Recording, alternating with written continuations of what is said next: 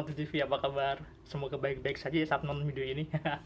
Oke teman-teman, kemarin ceritanya tanggal 29 Desember itu Yamaha meluncurkan Yamaha Exciter 155 VVA.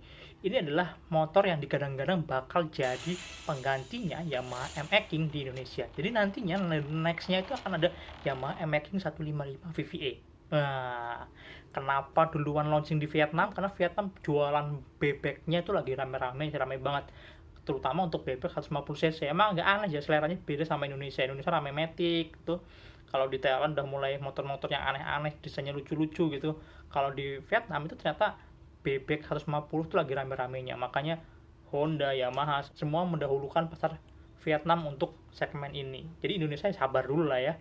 Sabar nunggu dari sana, baru nanti akan di-launch juga di Indonesia dengan nama yang berbeda. Karena motor ini kan sebenarnya Southeast Asia model, jadi motor Asia Tenggara gitu kan. Beberapa negara yang pakai nama Exciter kayak Thailand sama Vietnam. Kalau di Indonesia pakai MX King, kalau di Malaysia pakai W15ZR. Sebenarnya motornya sama-sama aja, motor itu aja kan. Nah, kalau lihat sejarahnya emang udah lama banget ya. Jadi si MX King Exciter ini pertama kali launching tahun 2005 sampai sekarang udah 15 tahun. Dan yang paling baru ini pakai mesin yang basicnya dari Yamaha R15. Jadi mesin R15 ya udah plug templokin dengan beberapa penyempurnaannya apa aja nanti kita akan sama-sama ngomongin mesinnya. Tapi yang pertama saya yang tertarik tuh sama konsepnya.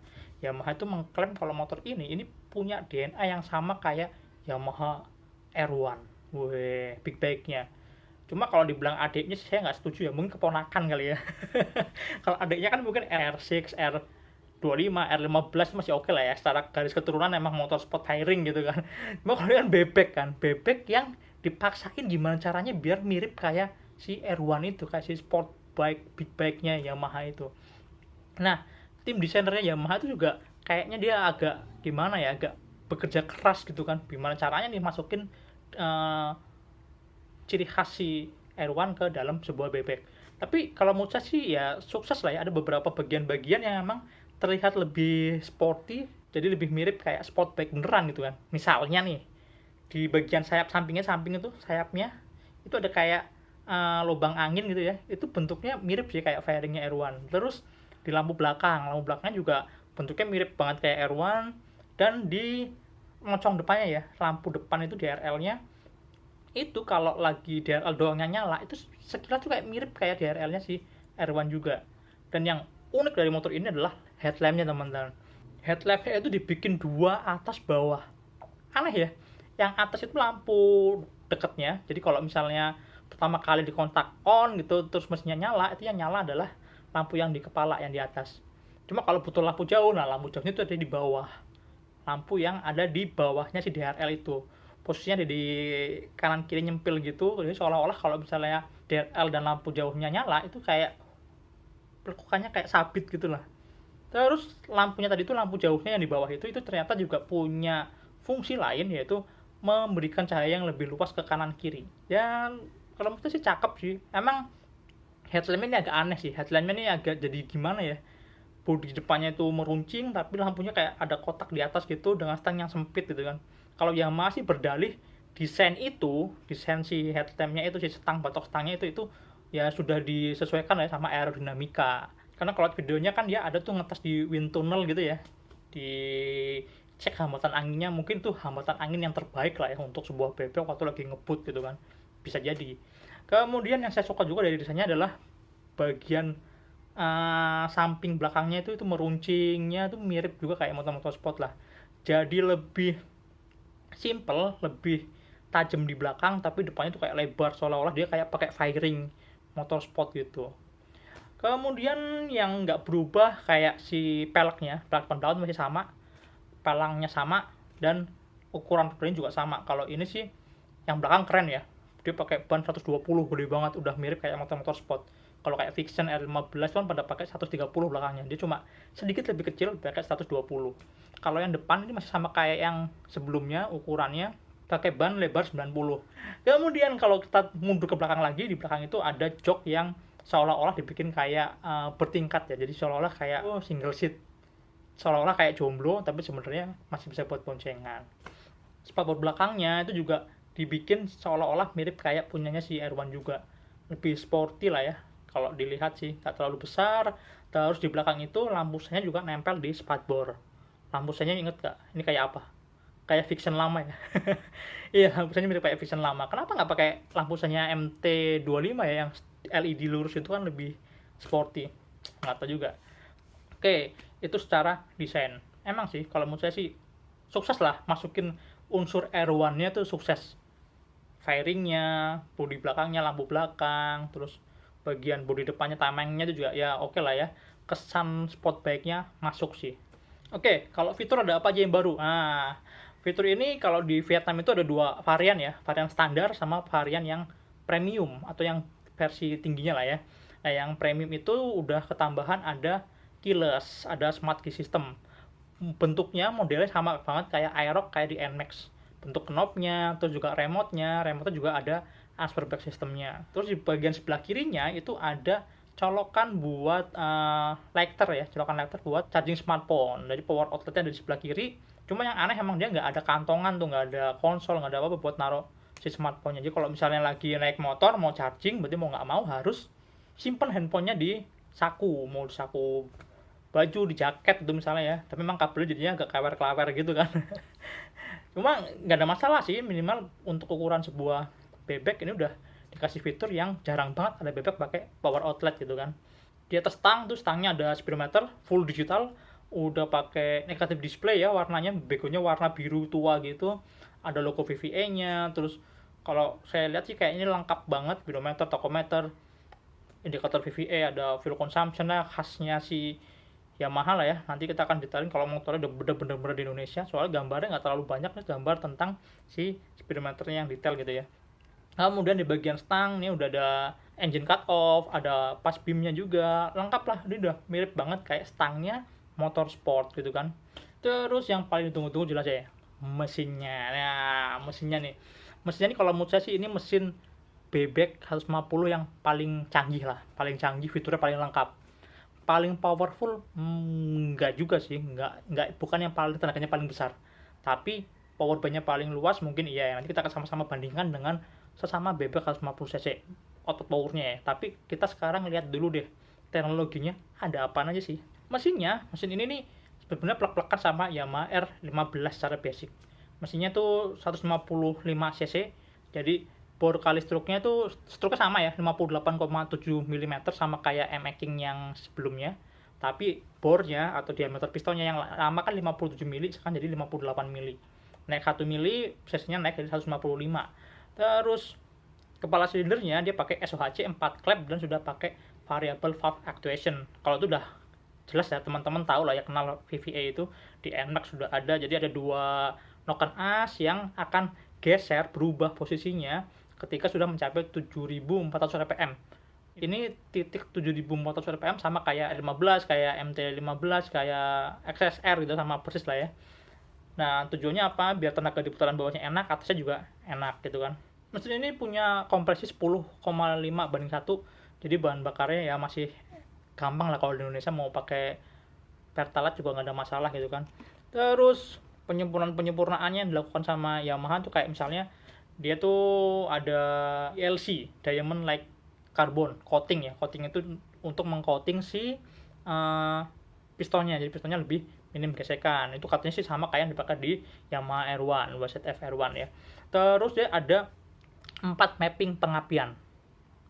4 mapping pengapian, bingung nggak tuh? Jadi timing kapan apinya nyala, kapan bahan bakar disemprotkan oleh injektor, itu ada 4 mapping yang berbeda. Kalau biasanya kan motor cuma satu mapping ya, mau dari putaran atas sampai putaran atas semua sama persis. Nah, kalau di M-Making ini ada 4 itu bedanya apa aja? Yang pertama, dibedakan di tiap perpindahan giginya. Jadi gigi 1, 2, 3 sama gigi 4, 5, 6 itu mappingnya berbeda. Nah, dari dua kelompok perpindahan gigi itu dibagi lagi. Jadi ada yang di bawah 7.400 rpm waktu pakai noken as yang pertama, dan 7.400 rpm ke atas waktu si VA-nya aktif. Berbeda kapan timing pengapiannya, berbeda seberapa banyak dan kapan si bahan bakar disemprotkan. Tujuannya apa ya? Karena kan kalau kita lagi kenceng nih, engine speed-nya lagi tinggi, motor lagi jalan kenceng, pasti butuh suplai udara yang lebih banyak, dan mau nggak mau kan pasti si bahan bakar juga harus lebih banyak kan. Nah, itu kebutuhan itu pasti berbeda saat kita lagi pelan-pelan di gigi 1, gigi 2, sama kita lagi di gigi 5, gigi 6. Nah, itu kan pasti butuh settingan yang berbeda. Makanya hasilnya diharapkannya akan optimal banget. Tenaga di putaran bawahnya oke, di atasnya juga oke. Oke lah, powernya mungkin nggak yang paling besar, tapi rasanya akan jadi motor yang punya power band paling luas, paling enak. Bawahnya enak, atasnya enak. Begitu juga dengan konsumsi bahan bakarnya. Motor ini diklaim punya konsumsi bahan bakar 1:49 km per liter. Motor 155 cc 149. Wah, kalau Matic kecil-kecil misalnya 10 gitu mungkin masih oke lah ya, 145 ke atas. Coba kalau pakai VVA ini emang ya terbukti lebih irit sih, karena mau putaran mesin berapapun akan selalu ideal konsumsi bahan bakarnya. Kayak kita nyobain R15, nyobain MT15, hasil pengetesannya otomotif TV itu selalu irit-irit banget, di atas 140 km per liter. Luar biasa sih. Jadi balance antara dapat performa sama dapat konsumsi bahan bakar yang hemat. Terus perubahan lagi ada di total bodinya. Total body sekarang pakai 28 mm. Dia ada injektor yang punya 12 lubang. Katanya sih ini mirip kayak si Yamaha R1 juga. Dan teman-teman masih penasaran nih, berapa sih powernya? Yamaha mengklaim motor ini nih, 155cc VVA ini powernya 17% lebih besar ketimbang versi yang sebelumnya. Tenaganya jadi 17,7 HP di 9.500 rpm, torsinya 14,4 Nm. Itu lebih besar kalau dibandingin sama M-Making H50 ya. Itu cuma 15,15, torsinya 13,8. Lumayan, naiknya signifikan. Dan kalau dibanding sama kompetitor kayak misalnya Honda gitu, Supra GTR itu powernya 16 HP, lebih besar. Cuma kalau dibandingin sama Satria F150 emang sih masih tetap di bawahnya. Satria F itu powernya diklaim sama Suzuki 18,2 HP. Lumayan lebih besar, tapi diraih di putaran mesin yang lebih tinggi 10.000 rpm. Dan kalau kita nyobain Satria F itu tenaganya emang enak di tengah atas. Bawahnya emang agak lemot ya, bawahnya agak boyo, kadang-kadang tuh agak gemes-gemes gimana, cuma kalau udah tengah atasnya emang enak, jadi dia baru enak di putaran atas. Beda sama si mesin VVA ini yang atas bawah biasanya akan terasa lebih enak ya, lebih responsif. Meskipun powernya naik nih ketimbang yang versi sebelumnya dari Yamaha M-Making H50, ternyata kalau dibandingin sama R15 yang mesinnya sama, basic mesinnya sama, ternyata powernya juga berbeda teman-teman. Kalau si Exciter ini 17,7 HP, si R15 itu powernya 19 HP. Bedanya lumayan ya, 1,3 HP ya. Ya karena basicnya emang sport ya. Kalau si ini kan bebek kan. Powernya dibikin peaknya di RPM yang lebih rendah karena emang untuk penggunaan commuting harian gitu. Plus konstruksi sasisnya teman-teman. Sasisnya kan bukan yang pakai delta box lebih kokoh gitu ya. Bebek ya, tetap aja bebek lah. Sasisnya sasis underbone gitu. Terus suspensinya juga yang depan kan teleskopik pendek gitu kan. Beda sama si R15 yang pakai upside down. Jadi powernya dibikin sedikit lebih kecil kalau menurut saya untuk memberikan stabilitas, handling yang lebih aman buat penggunanya. Cuma artinya potensinya ada gitu, kalau misalnya mau di-upgrade jadi kayak R15 ya bisa lah, itu pasti anak-anak bengkel gitu eces nanti. Itu teman-teman kalau mesin. Oh iya, ada satu lagi. Mesinnya itu udah pakai assist and slipper clutch. Cakep ya. Kemudian giginya, transmisinya juga sekarang jadi 6 speed. Kalau yang sebelumnya cuma 5 speed, sekarang jadi 6 speed. Beneran mesin R15 pindah ke bodi bebek. Oke, terus sasisnya juga pasti beda teman-teman. Frame-nya ini totally baru. Ini karena mesinnya lebih besar, tenaganya lebih besar. Dia dibikin dudukan mesin bagian atasnya ya. Jadi engine mountingnya bukan cuma di bawah, tapi jadi di atas. Nah yang di atas ini pakai kayak plat besi gitu. Si Yamaha sih nyebutnya bumerang desain atau apa gitu, ada bumerang-bumerangnya gitu. Emang bentuknya kayak bumerang sih emang. Nah ini diklaim bikin mesinnya lebih kokoh, megang ke rangkanya nggak geter, nggak goyang gitu kan. Terus suspensi juga dibenahin dikit. Nah kalau yang depan ini sebenarnya kalau M-Making ya, M-Making itu breaker depannya empuk tapi keempukan kalau menurut saya. Jadi kalau lewat jalan rusak tuh suka bottoming gitu kan. Nah, ini punya travel yang sedikit lebih panjang. Kalau yang sebelumnya cuma 90 mm, yang sekarang jadi 100 mm. Jadi harapannya performanya bisa menopang power yang lebih besar lah, kira-kira kayak gitu. Terus perubahannya kalau masih di sasis itu ada di pengereman. Jadi rem depannya itu sekarang pakai kaliper 2 piston. Kalau yang sebelumnya cuma 1 piston, sekarang dibikin 2 piston. Ya wajar lah ya, karena kan powernya lebih besar, larinya pasti lebih kenceng, harus lebih pakem juga ngeremnya kan, berhentinya kan, jangan sampai nggak bisa berhenti gitu kan. Oke, kalau frame sasis kira-kira itu. Terus harganya berapa? Harganya kalau di Vietnam itu yang versi standar dijual 46,9 juta. Juta Vietnam dong. Nah, kalau dirupiahin sekitar 28,7 juta. Dan asiknya versi standar itu yang baru X155 ini kalau dibanding sama X150 yang sebelumnya harganya sama teman-teman. Kalau dirupiahin sama-sama 28,7 juta. Wow, enak ya, mesinnya kapasitasnya naik, tambah VVA, ada super clutch, giginya nambah satu, desain bodi baru, harganya sama. Harganya sama, tapi yang beda yang harga yang pakai keyless. Yang pakai keyless itu dijual 30,2 juta rupiah. Ya bedanya lumayan sih, bedanya 3 jutaan gitu kan. Begitu juga dengan versi yang version GP juga 30 jutaan. Di Indonesia berapa? Nah, kalau di Indonesia ya kira-kira aja lah teman-teman. Kalau M-Making di Indonesia kan emang harganya lebih murah ya. M-Making tuh dijual 24 juta. 24 juta rupiah. Kalau misalnya yang di Vietnam ada gap 3 juta untuk dapetin yang versi keyless ya, mungkin yang Indonesia nanti M-Making 155 VVA yang smart key system itu mungkin akan ada di sekitaran 27 jutaan lah. Masih oke lah, masih masuk akal lah, masih mirip-mirip kayak harganya si Aerox ya. Oke teman-teman, kita sama-sama tunggu peluncurannya di Indonesia yang kayaknya sih nggak bakal lama lagi ya. Ini akan jadi salah satu menu barunya Yamaha di Indonesia.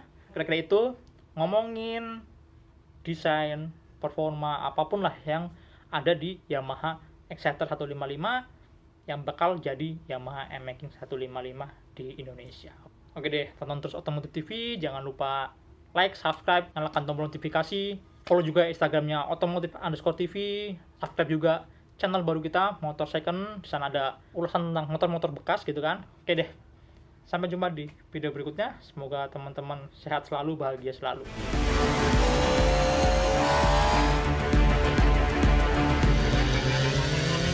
Ride the next level. All new Exciter 155 VVA.